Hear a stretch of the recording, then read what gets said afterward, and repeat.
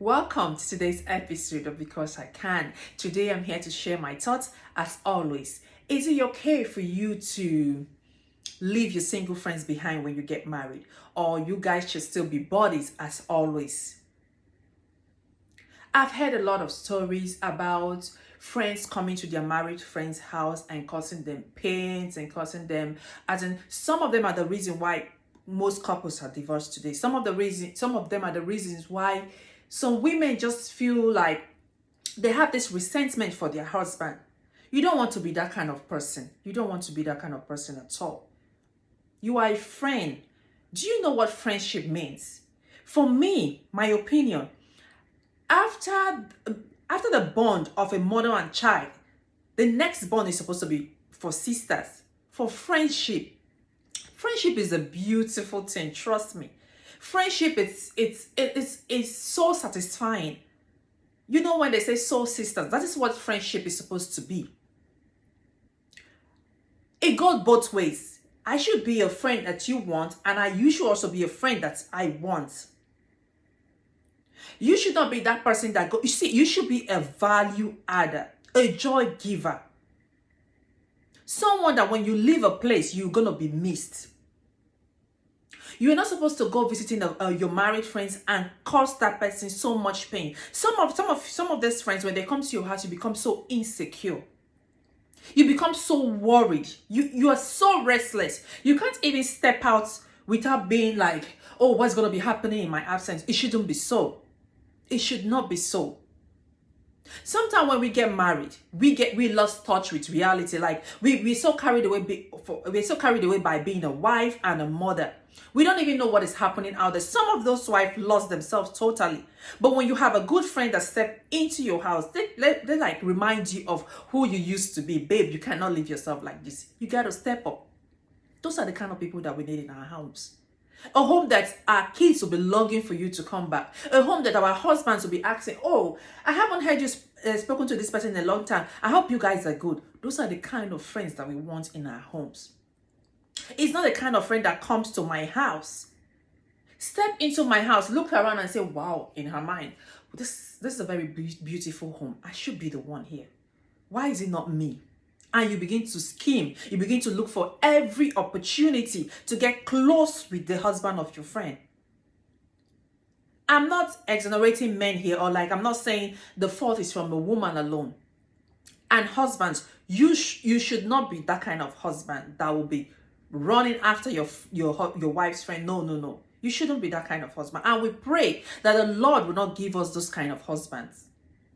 But first, for some reason, I think that men know their friend's wife that they can go after. It's not every woman that you can go after. My friends used to say, I'm not approachable. Like, I'm not the kind of person that you just walk up to me and tell me bullshit. No, I'm not that kind of person. If I was a friend to any of my married friends and the husband hit on me, this is what I'm going to do. I'm going to just pick a day in one of those days in their home. Sit both of them down and say, hey, my friend does not deserve this. You can't do this to my friend. She does not deserve it. Because maybe constantly that friend have been hearing her friend saying so wonderful things about their husbands. We can't know a person totally. But you should not be that friend that will come and put tears in another woman's eyes. No. I had a friend of mine called me and told me a story of a friend of hers that got a visa to come over.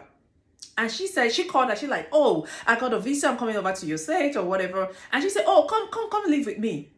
And most time I'm bored, so it's going to be a nice time to have you around. You're going to catch up on old times. She was so excited, the wife. When the friend came, the friend was Yoruba, and she knows that her married friend is not Yoruba, but her husband is Yoruba. When she came, she sees every opportunity to communicate with her husband's friend in Yoruba. Why? When you know very well that his wife does not understand that language, why do you want to communicate with your friend's husband in a language that the wife does not understand? When you go to your married friend's house, you don't want to be told on how to dress. There should be boundaries. You are adults. You don't want to make it look like, oh, because you came to live with us, then we are telling you how to dress or how to sit. You should know these things. There are boundaries to it. Something that you do not want someone to do to you, you should not do it to other people. Don't do it. Most of these stories that goes around are the reasons why some married women have cut off from their very good friends that do not have such intentions. Because everyone is living in fear. You don't want those kind of things to come and happen in your home. You want to learn from others' mistakes. You don't want you to be the mistake that others are going to learn from. No. Like I said, friendship is very beautiful. I think the devil knows. That's why he went ahead to put a discord between we women. If you are in your friend's house, you like what you see as a single girl. You like what you see. Make them point of contact. Tell God, Father, I want something like this, but I know that you have better for me. Today, I'm telling you, try it out. Try to be happy for other people. Try to be genuinely happy for people and see how God is going to bless you. Some of you are not married today because you have been the reason why some women went to bed crying, soaking up their pillows. And you think you're going to find that thing that you truly want. No, I don't think so. In my own opinion, I don't think so. Even when I know that God is not paying us according to our dates. But the prayer of a woman, of a wife, is very, very powerful. It doesn't take nothing to be a good friend. It does not take anything to be a good friend. And I also pray that no matter what the stories that we hear out there, it should not stop us from recognizing good friends, genuine friends. When you have friends around, friends that are really friends, you see, it brings out this glow in you. It brings out this. Do you know that friends are capable of telling you what you cannot even see in yourself? The potentials that you have that you cannot see in your friend, a good friend can bring it out in you. They are your number one cheerleader. You don't have to go having millions of friends.